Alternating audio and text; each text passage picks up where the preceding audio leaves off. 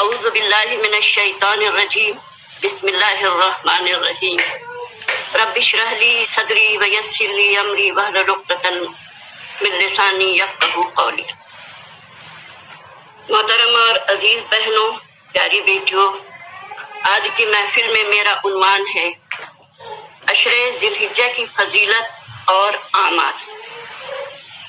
جیسے کہ آپ جانتی ہیں، ماہ ذی الحجہ ان حرام اور محترم 4 مہینوں رجب، ذوالقعدہ، ذی الحجہ اور محرم میں سے ایک ہے، اور یہ انتہائی عظیم اور مبارک مہینہ ہے جس کو اللہ سبحانہ تعالیٰ نے انتہائی عظیم، بابرکت اور اہمیت والا مہینہ قرار دیا ہے۔ اسلامی کیلنڈر کا یہ آخری یعنی 12واں مہینہ ذو الحج نہ صرف حاجی حضرات کے لیے بلکہ دنیا کے سارے مسلمانوں کے لیے نہایت فضیلت، برکت اور عظمت والا مہینہ ہے۔ اس ماہ مبارک کی 9ویں تاریخ کو حج ادا کیا جاتا ہے اور 10ویں تاریخ کو عید الاضحیٰ منائی جاتی ہے، لیکن پہلی ذی الحجہ سے لے کر 10ویں ذی الحجہ تک 10 دن اس مہینے کے نہایت اہم اور بابرکت ہیں۔ ان دنوں کی عظمت اور برکت کا اندازہ اس بات سے لگایا جا سکتا ہے کہ اللہ رب العالمین نے قرآن پاک کے اندر جہاں عرفہ اور قربانی کے دنوں کی قسم کھائی ہے، وہیں عشرے ذی الحجہ کی راتوں کی بھی قسم کھائی ہے۔ اللہ تعالیٰ کے ارشاد ہے والفجر ولیال عشر والشفع والوتر، سورۃ الفجر آیت 1 تا 3۔ قسم ہے فجر کی اور 10 راتوں کی اور جفت اور تار کی۔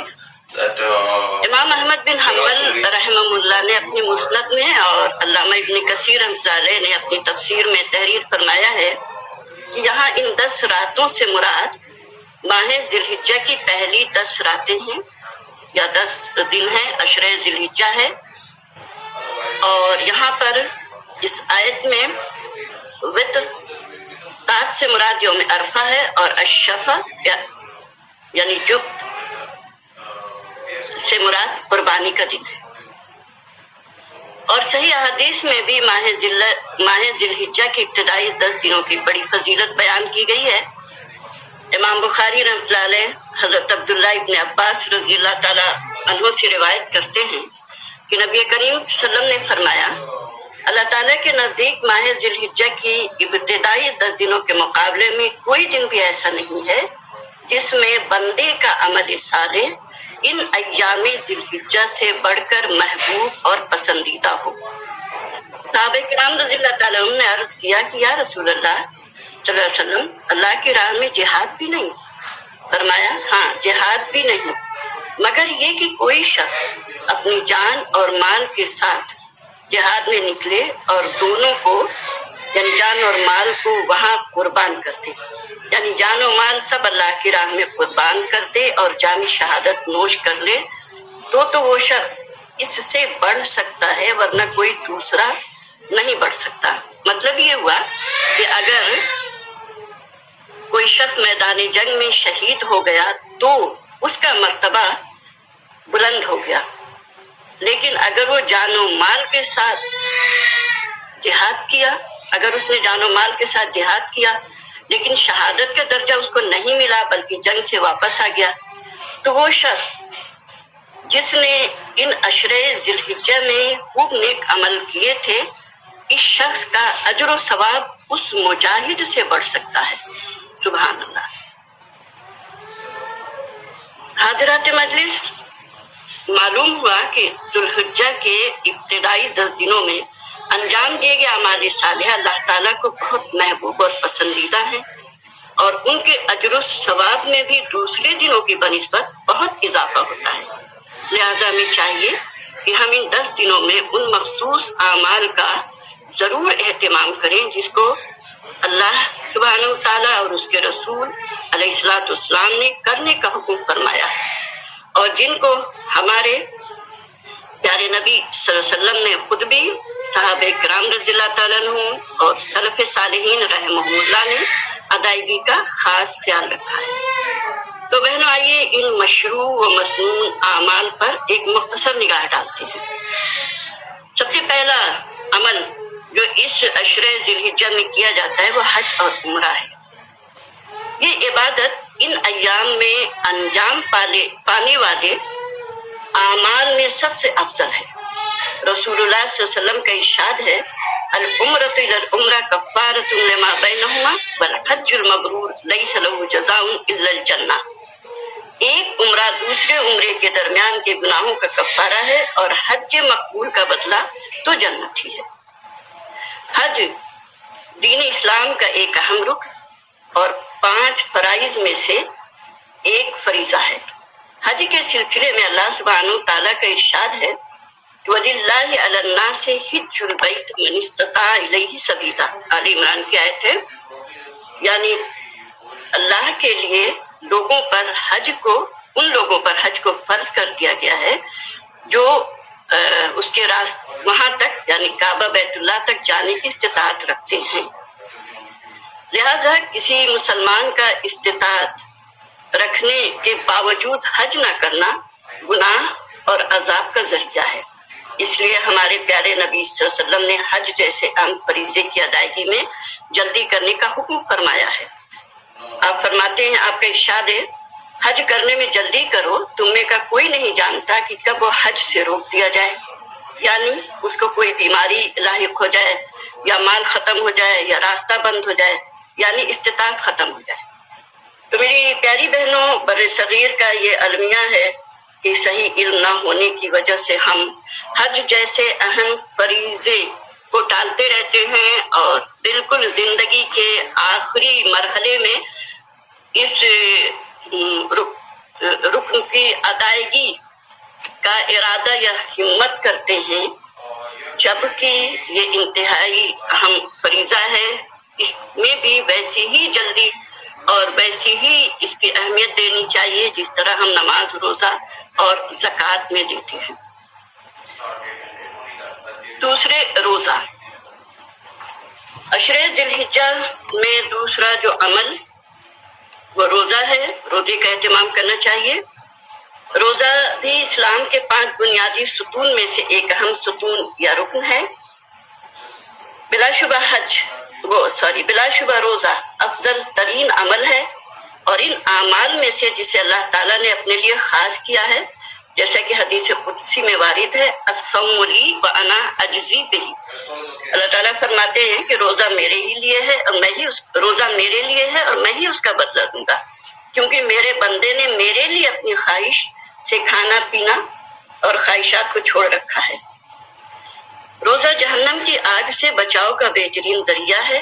ابو سعید خدری رضی اللہ تعالیٰ عنہ سے روایت ہے، رسول اللہ صلی اللہ علیہ وسلم نے ارشاد فرمایا، جو بندہ بھی اللہ کی راہ میں ایک دن روزہ رکھتا ہے، اللہ تعالیٰ اس کے چہرے کو جہنم سے 70 سال دور فرما دیتا ہے۔ سبحان اللہ۔ روزہ ساتھیوں وہ عبادت ہے جو تمام اخلاقی صفات کی بنیاد تقویٰ کی پرورش کرتا ہے۔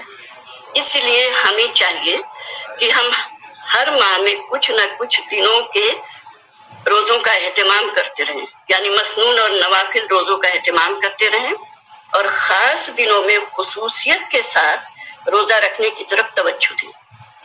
لہذا عشرہ ذی الحجہ کے 9 دنوں میں جتنے میسر ہو جائیں روزہ رکھ کر اس مسنون اور مشروع عبادت کا اجر و ثواب حاصل کریں۔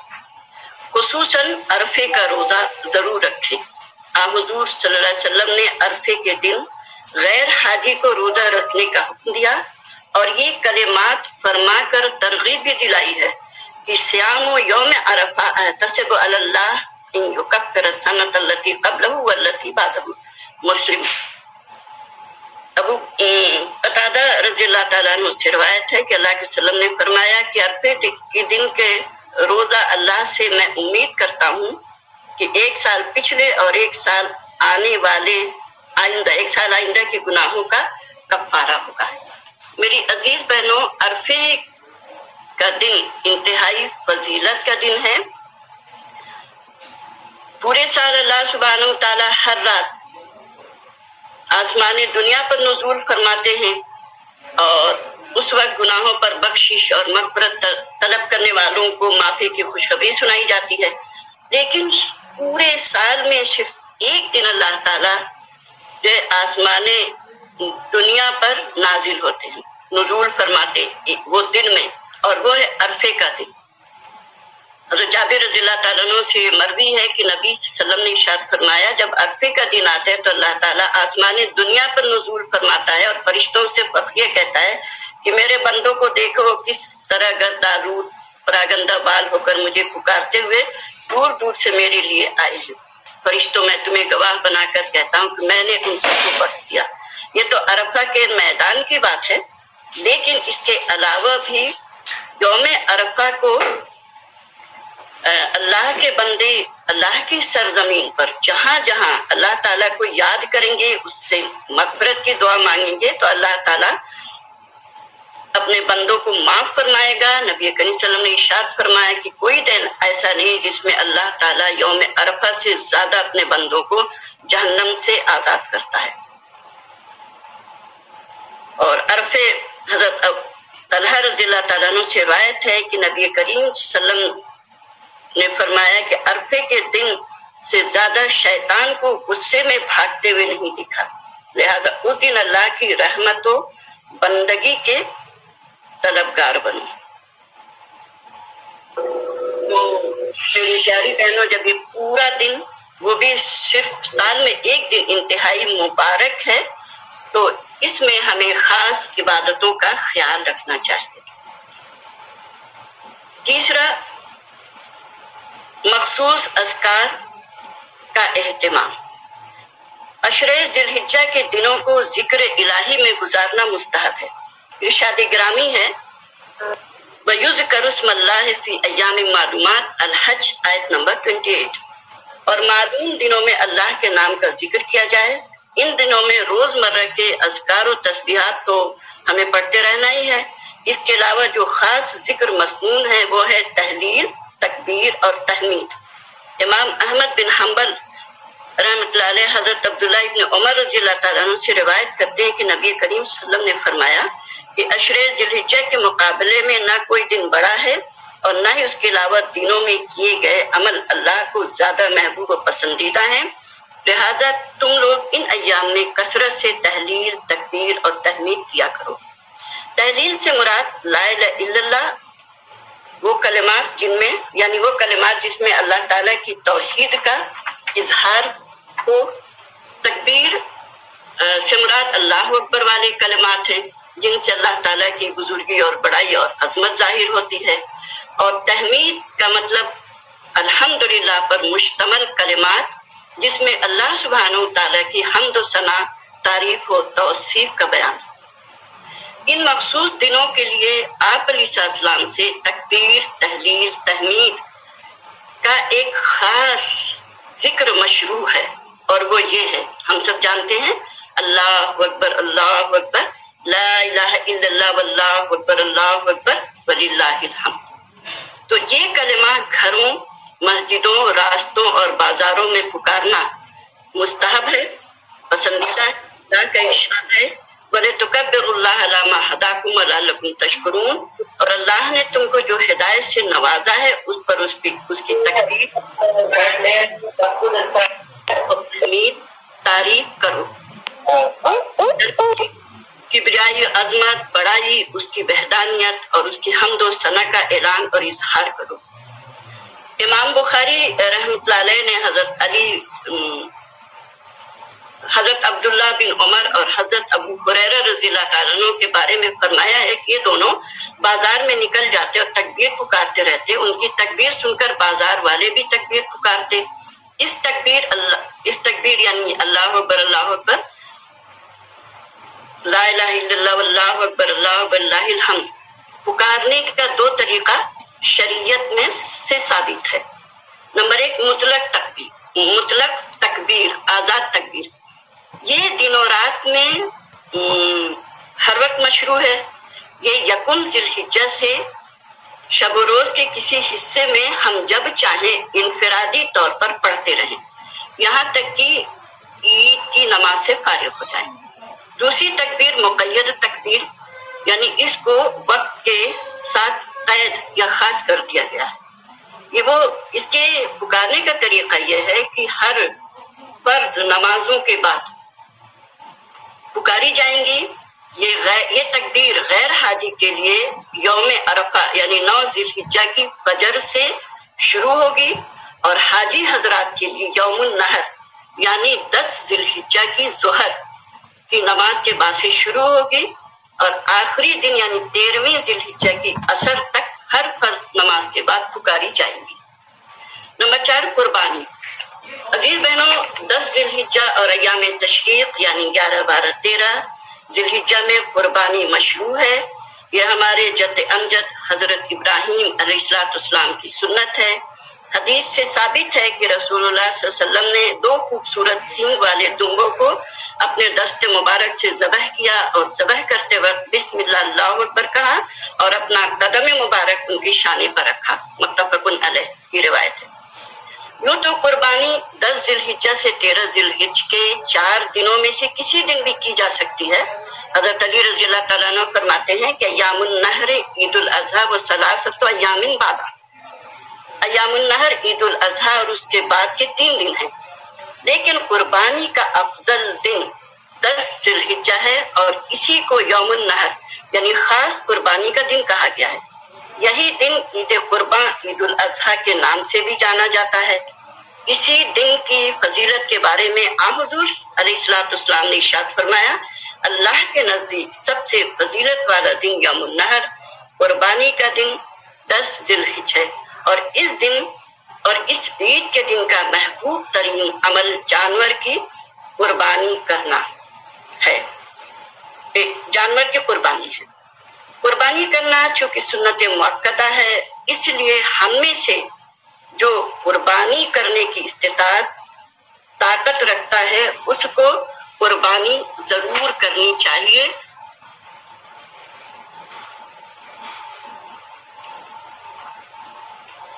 قربانی کے سلسلے میں مزید آگے نہ بتاتے ہوئے آگے بڑھتی ہوں، کیونکہ انشاءاللہ اس سلسلے میں آپ ہماری بہن سلمہ سے سنیں گے۔ 5ویں چیز جو اس ماہ مبارک کے عشرے ذی الحجہ میں ہمیں کرنی ہے وہ یہ ہے کہ بال اور ناخن کاٹنے سے پرہیز۔ قربانی کرنے والا مرد ہو یا عورت، وہ 1 ذی الحجہ سے لے کر قربانی کرتے وقت تک اپنے بال اور ناخن کاٹنے سے پرہیز کرے۔ حضرت ام سلمہ رضی اللہ تعالیٰ عنہ روایت کرتی ہیں کہ رسول اللہ صلی اللہ علیہ وسلم نے فرمایا کہ جب تم ذی الحجہ کا چاند دیکھ لو اور تم میں سے کوئی قربانی کرنا چاہتا ہے تو وہ اپنے بال اور ناخن سے رک جائے۔ مسلم۔ ایک اور روایت میں ہے کہ وہ اپنے بال اور ناخن نہ لے یہاں تک کہ قربانی کرے۔ یہ حکم بظاہر ان لوگوں کے لیے ہے جو قربانی کا ارادہ رکھتے ہیں، لہذا بیوی بچے اس حکم میں شامل نہیں ہیں، الا یہ کہ ان کے نام بھی قربانی ہو۔ 6، اعمال صالحہ کا خصوصی اہتمام۔ عشرے ذی الحجہ میں کیے گئے اعمال دوسرے دنوں کی بنسبت افضل اور اللہ کو زیادہ پسند ہیں۔ اگرچہ دوسرے دنوں میں کیا جانے والا عمل افضل ہی کیوں نہ ہو، یہاں تک کہ جہاد سے لوٹ کر آنے والے مجاہد کا عمل بھی اجر و ثواب میں اس مقام کو نہیں پہنچتا جس مقام کو عشرے ذی الحجہ میں کیے گئے اعمال پہنچتے ہیں۔ لہذا ہمیں کوشش کرنی چاہیے کہ ان دنوں میں فرائض، واجبات، حقوق اور ذمہ داریوں کی ادائیگی کے علاوہ نفلی عبادات، صدقہ و خیرات، تلاوت قرآن کریم، فلاحی و رفاہی کام، انفاق فی سبیل اللہ، امر بالمعروف، نہی عن المنکر، درس و تدریس، قرآن کے حقوق کی ادائیگی وغیرہ کا اہتمام کرتے رہیں۔ 7ویں چیز معاصی یعنی گناہوں سے پرہیز۔ عزیز ساتھیو، یہ وہ دن ہیں جو ان حرام اور محترم مہینوں میں شامل ہیں جن مہینوں میں اللہ تعالیٰ کی نافرمانی سے قطعاً روک دیا گیا ہے۔ لہٰذا کوشش ہونی چاہیے کہ اول تو اللہ کی ناراضگی کے کاموں سے بچا جائے اور پچھلے گناہوں پر توبہ استغفار کیا جائے تاکہ اللہ کی رحمت و مغفرت کے طالب بن سکے، کیونکہ معصیت یعنی گناہ کے کام اللہ کی رحمت اور مغفرت سے دوری اور محرومی کا سبب ہے، اور اطاعت و محبت و قربت کا، اور اللہ کی اطاعت اس کی محبت اور قربت کا ذریعہ ہے۔ لہٰذا ان دنوں توبہ استغفار کے ساتھ رسول اللہ صلی اللہ علیہ وسلم پر درود و سلام کی کثرت بھی ہونی چاہیے، یہ بھی اللہ تعالیٰ کی رحمت کو پانے کا بہترین ذریعہ۔ آپ صلی اللہ علیہ وسلم نے ارشاد فرمایا جو مجھ پر ایک بار سلام و تحیات بھیجتا ہے اس پر اللہ تعالیٰ 10 رحمتیں نازل فرماتا ہے۔ دوسری یہ کہ ہماری دعاؤں میں بھی ان دنوں کو اضافہ ہونا چاہیے۔ دعائیں عبادت ہیں، دعاؤں کی اس پرآشوب دور میں انتہائی ضرورت بھی ہے، لہذا ہم اپنی دعاؤں میں اپنے اہل و عیال، رشتہ دار، دوست احباب اور امت سب کو اس آزمائش کی گھڑیوں میں شامل رکھیں۔ ایک آخری چیز کہ 10 ذی الحجہ عید کے دن کی سنتوں کا اہتمام کرتے ہوئے نماز عید ادا کرنے، عید کا خطبہ سننے اور اس سے استفادہ، اور عید کی مشروعیت میں جو حکمتیں مصلحتیں پوشیدہ ہیں ان کی جانکاری حاصل کرنے کی ہماری کوشش ہونی چاہیے۔ لہذا عید اور ایام تشریق کے دنوں میں نہ تو معصیت اور گناہ کے کام، نہ ہی محرمات، لغویات، فضول بے فائدہ کاموں اور باتوں میں وقت گزارے، نہ ہی کبر و غرور کا دن بنائیں۔ کہیں ایسا نہ ہو کہ عشرہ ذی الحجہ میں کیے گئے اعمال ان سب لغویات کی وجہ سے رائیگاں ہو جائیں یا برباد ہو جائیں۔ آخر میں اللہ تعالیٰ سے دعا ہے کہ اللہ تو ہی سیدھے راستے کی توفیق بخشنے والا ہے۔ ہم سب کو ان ایام میں ذکر و شکر، اپنی اطاعت و فرمانبرداری اور فرائض و حقوق و واجبات کی ادائیگی میں گزارنے، محرمات، منہیات، منکر، معاصی اور گناہوں سے دور رہنے کی توفیق عطا فرما تاکہ ہم تیری رضا اور خوشنودی حاصل کر سکیں۔ تیری محبت اور قرب کو حاصل کرنے کے لیے اعمال صالحہ کریں، ہماری عبادتوں میں روح تقویٰ ہو، کیونکہ آج ہمارا حال یہ ہو گیا ہے کہ رگوں میں وہ لہو باقی نہیں ہے، وہ دل، وہ آرزو باقی نہیں ہے۔ نماز و روزہ و قربانی و حج یہ سب باقی ہیں، تو باقی نہیں ہے، یہ سب باقی ہیں، تو باقی نہیں ہے۔ اللہم اعنا علی ذکرک و شکرک و حسن عبادتک، آمین یا رب العالمین۔ وآخر دعوانا ان الحمدللہ رب العالمین۔